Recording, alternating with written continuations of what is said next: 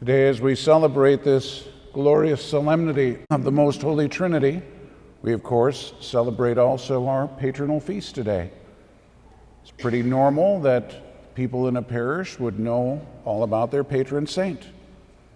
So I thought we would have a quiz and see how you do if we ask some questions about the Holy Trinity. And then I thought about it again and decided, well, since the Holy Trinity is an absolute mystery, probably wouldn't be a good idea.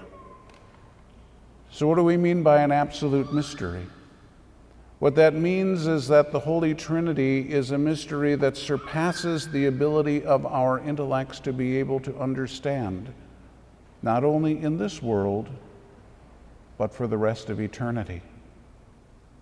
Now, some people look at that and say, well, that doesn't sound right. How would God make it so that we wouldn't be able to grasp him fully? What that means is that for the rest of eternity, assuming that we get to heaven, we will be looking right into the very essence of God himself.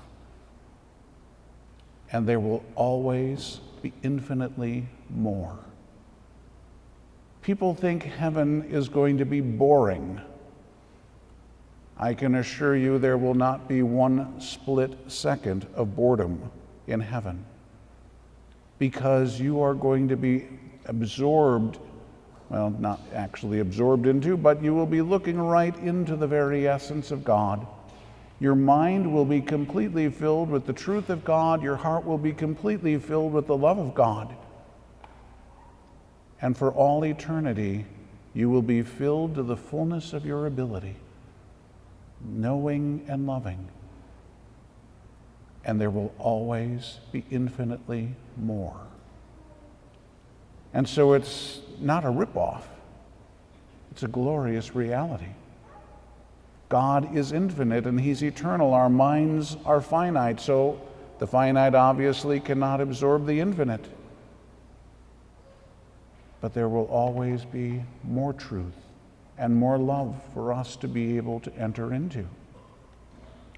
Now, that said, we have to first understand that the Trinity is the most difficult area in all of theology to be able to understand. So I'm not going to stand up here and try and explain to you the Trinity in a way that you can grasp it, because we can't. Pure and simple. It gets very complicated. It is very difficult. And yet it's not really necessary that you know the ins and outs of the Holy Trinity. What is necessary is that you understand that there is only one God. The Holy Trinity is not three gods. The Holy Trinity is not like three of us who are sitting here in the same pew. There is only one. And yet the Holy Trinity is three persons. Now again, we look at that and say, how can three be one? This doesn't make any sense. It makes sense if you understand the fact that God is absolutely perfect. And we have to understand that in an absolute sense. That means that he is lacking in nothing and that nothing can be added to him. Now, God is revealed in several different ways. God is revealed to us as life. God is revealed to us as truth. God is revealed to us as love. Now, maybe a way of understanding this, then, is to begin with the principle that you are made in the image and likeness of God. Now, naturally, you're going to say, but there's only one of me. Obviously, I'm not a Trinity. No, you're not. But your soul is purely spiritual. Your body, obviously, is not. So if we look at it and say, all right, you have a soul which is the principle of life. Jesus says of God the Father that the Father has life in himself. God is life.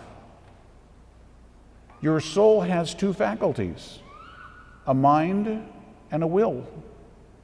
The mind is made for the truth. The will is made for love. And so we look at the Trinity. We have life, we have truth, we have love. Your soul is life, truth, and love. Your soul doesn't have three parts. Your soul is pure spirit. There are no parts. It cannot be pulled apart in any way. Neither can the Holy Trinity. The three are one. And the reason that they are one, again, you begin with the principle that they are absolutely perfect. That means that they are identical. If there are two things that are absolutely and perfectly identical, then they're the same. So we have three who are absolutely identical. The three persons love one another perfectly. Therefore, they are one.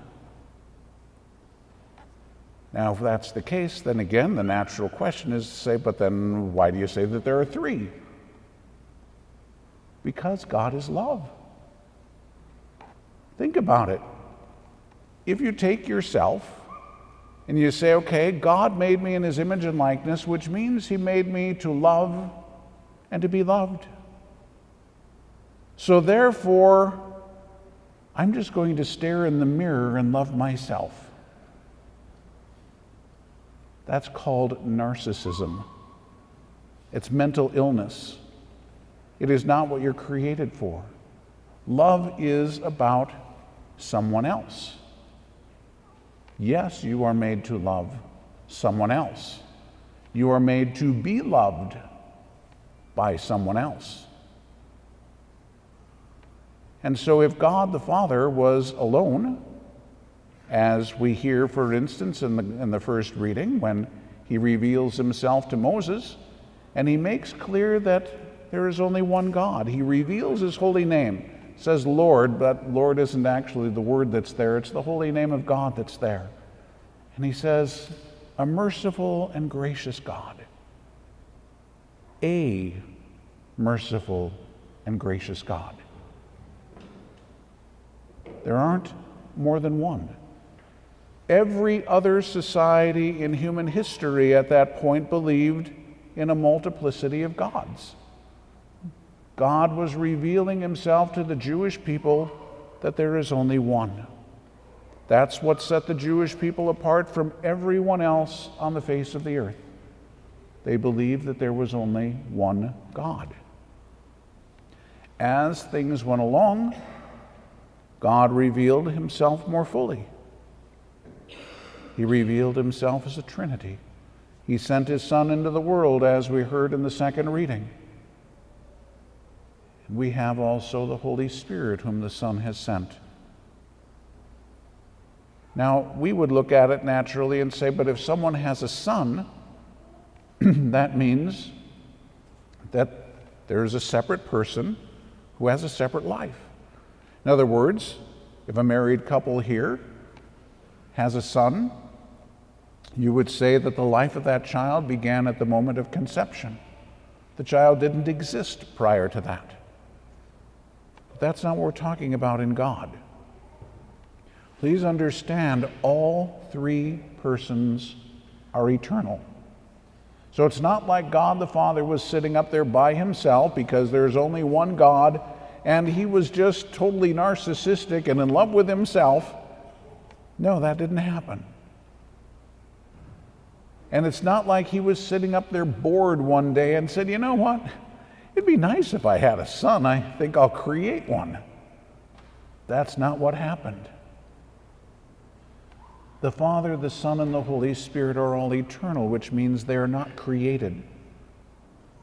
None of them are created. Not even a split second between. It's not like the Father started existing, then the Son started, then the Holy Spirit started. No, they don't have a beginning, and they will not have an end. That's what it means to call them eternal. There is no beginning, there will be no end. So all three are eternal. Jesus, because he took a human nature, his human nature has a beginning in time at the moment that he was conceived. But as God, he's eternal. So the second person of the Trinity has existed from all eternity. When he took a human nature to himself, that began at the moment of his conception in our Blessed Lady's womb, but not his divinity. That's eternal. So we have the three persons of the Trinity who love, because that's what God is. St. John says it just that simply. In his first letter, he says simply, God is love. Period. So, want to think of it as the Father loves the Son, and the Holy Spirit is the love between them? That's one way of thinking about it. But the fact is, we just simply have to understand there's just the one God in three persons. Now, when we talk about the Father, the Son, and the Holy Spirit, that's to help us to understand. We can talk about them in other ways. We can say, well, the Father's the Creator, and the Son is the Redeemer, and the Holy Spirit is the Sanctifier. That's not actually true. All three create. All three sanctify. All three redeem. So again, we can make those distinctions for us to understand, but that doesn't actually apply to God per se. Also, when we're talking about the Holy Trinity, it applies only to God as he is in heaven. In other words, anything outside of that, all three persons work together. Because again, there's only one, so you can't have one going in a different direction than another one. They can't be separated because their unity is perfect. So when St. Paul, for instance, says that you are the temple of the Holy Spirit, the reality is you're a temple of the Holy Trinity. The Holy Spirit can't dwell in you by himself because the Father and the Son are with him. We know that the Holy Eucharist is Jesus, but it's not just the Son of God, because the Father and the Holy Spirit are there with him. So when you receive Holy Communion, yes, you receive the body, the blood, the soul, and the divinity of Jesus, but the divinity is shared equally with the Father and the Holy Spirit. So you receive the Holy Trinity into yourself when you receive Holy Communion. When you adore the Lord in the Holy Eucharist, you're adoring the Holy Trinity. So again, these things are hard to grasp. They're difficult for our mind to understand. And I'm not even giving any of the complicated stuff. This is the easy part to understand about the Trinity, and it's not easy. But thankfully, just as we didn't start with a quiz today, on the day of your judgment, it's not going to be a quiz either. God's not going to ask you if you can explain the Holy Trinity, because we can't. What he's going to ask you is if you believe in the Holy Trinity, because that is what sets us apart from everyone else on the face of the earth. The Jewish people, as I mentioned, were the first to be able to believe that there is only one God. The Muslims claim that they believe in the same God as Abraham. That's not quite true, but that's what they would claim. So they say that they believe that there is only one God. We say that there is only one God. So those are the three religions in the world that believe in only one God. But Christianity is the only one who believes in the Trinity. And again, we have to understand why. Because God is love. Like I said, you can't be in love with yourself. That's narcissism. So love by its nature requires that there has to be at least a second. But as those of you who are married will understand, you can be absolutely head over heels, madly in love with one another. And yet, that love has to find an expression. It has to overflow. Because just sitting there staring at each other and being in love with each other isn't going to be enough. There has to be more. And so it is with God. We have the Father and the Son who are totally in love with one another. And that overflows into the Holy Spirit. God is only three. There aren't any more. There can't be any more. So he is one. There is only one God. But because God is love, there have to be three. Otherwise, he can't be defined as love. That's what he's looking for then from us. He made us to know the truth. He gave us a mind. He made us to love. He gave us a will. He made us for life. That's what our soul is. That's what eternity is going to be. That's what this life is supposed to be about then. Preparing ourselves for eternity. Conforming ourselves more and more to God. To be able to have, as Jesus said, he came that we would have life and that we would have it abundantly. He told us that the Holy Spirit will lead us into all truth. He has poured out his love through the Holy Spirit into our hearts. So he wants us to have his life, his truth, his love. He wants us to be fulfilled because that's the only way we will be fulfilled, is when we're doing what we were created to do. And that's to be like God. To have life, to have it abundantly, and to live the truth in love.